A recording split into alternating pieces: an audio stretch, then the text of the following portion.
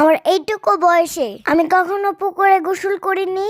এই প্রথম পুকুরে গোসল করতে গেলাম, তাও আবার কনকনা শীতের মধ্যে। আমার কিন্তু প্রচন্ড ভয় লাগছিল, তাই আমার তাই বান্টি আমাকে কোলে করে নিয়ে গেল। দিক দিয়ে গোসল টুসল করে খাওয়া দাওয়া করে এখন আমরা বাজারের উদ্দেশ্যে বের হলাম। আমার আম্মুর অনেক দিন ধরে রাজা হাঁস খেতে ইচ্ছা করছিল। ঢাকা শহরের রাজা হাঁসের যে দাম, এক একটা সেই 4 থেকে 5,000 টাকা। তাই আম্মু চিন্তা করলো এবার গ্রামে গিয়ে রাজা হাঁস খাওয়া যাক। তাই আমরা সবাই মিলে চলে যাচ্ছি কলমাকান্দা বাজারে রাজা হাঁস কিনতে। কলমাকান্দা বাজারে যাওয়ার পথে এখানে একটা ছোট্ট মেলা হচ্ছিল। মেলাটা হওয়ার কারণ হচ্ছে এখানে ওয়াজ মাহফিল হবে, তাই এখানে ছোটখাটো একটা মেলা হচ্ছিল। কথা বলতে বলতে চলে আসলাম হাঁস মুরগির বাজারে। তো এই যে নানু দেখছে রাজা হাঁসগুলো, কিন্তু আমরা বোকার মতো একটা কাজ করে ফেলেছি। আমাদের অনেকটা দেরি হয়ে গিয়েছে। এই হাটটা সকাল থেকে বসে, আমরা হাটে যেতে যেতে আসরের আজান দিয়ে ফেলেছে। তখন প্রায় পাইকাররা সবকিছু কিনে ফেলেছে। আমাদের দেরি হওয়ার কারণে আমরা তেমন ভালো হাঁস পাইনি, কিন্তু কি আর করার, যেটা নসিবে আছে সেটাই তো পাবো। এটা নিয়ে মন খারাপ করলে কোনো লাভ নেই। তো বাজার থেকে যাওয়ার পথে ঝালমুড়ি বিক্রি করতে দেখেছিলাম, আমাকে ঝালমুড়ি কিনে দিল, তাই আমি অটোতে বসে খাচ্ছিলাম। আর ওই দিক দিয়ে আম্মা একটা কম্বল কিনে নিচ্ছিল আমার এক আন্টির মেয়ের জন্য। চিন্তা করলো এই শীতের মধ্যে কি গিফট করা যায়, অনেক কিছুই বিবেচনা করে আম্মু ভাবলো কোন কিছু গিফট করা যায় যেটা আজীবন থাকবে এবং কি কাজেও আসবে।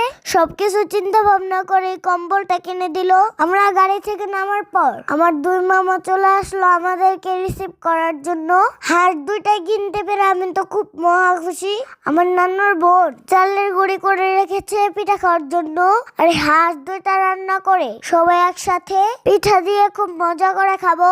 এর আগে আমি একটা শর্ট ভিডিও দিয়েছিলাম এই হাঁসগুলোর দাম কত হয়েছে বলার জন্য।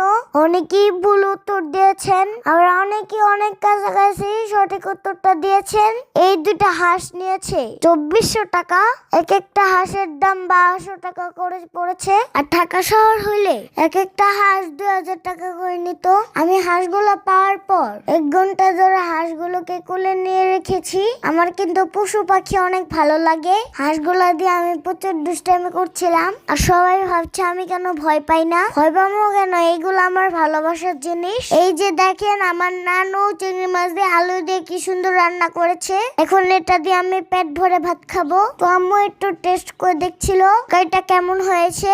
তো আম্মু বললো খুবই টেস্ট হবে না, এগুলো তো টাটকা মাছ ছিল। টাটকার জিনিস এমনিতেই অনেক মজা। আর এদিক দিয়ে দেখেন মাম্মু ভাগ্নিরা কি করছে, আমিও তাদের সাথে যুক্ত হয়ে গেলাম। হাঁসগুলো রাতে প্রসেসিং করে ফ্রিজে রেখে দেবে ইনশাআল্লাহ, আল্লাহ যদি বাঁচিয়ে রাখে কালকে হাঁসের মাংস দিয়ে পিঠা খাওয়া হবে। তো আমার নেক্সট পিঠা খাওয়ার ব্লগ দেখতে চাইলে সবাই কমেন্টের মাধ্যমে জানাইও। তো ততক্ষণ তোমরা সবাই ভালো থাকো, সুস্থ থাকো। আজকের মতো আল্লাহ হাফেজ।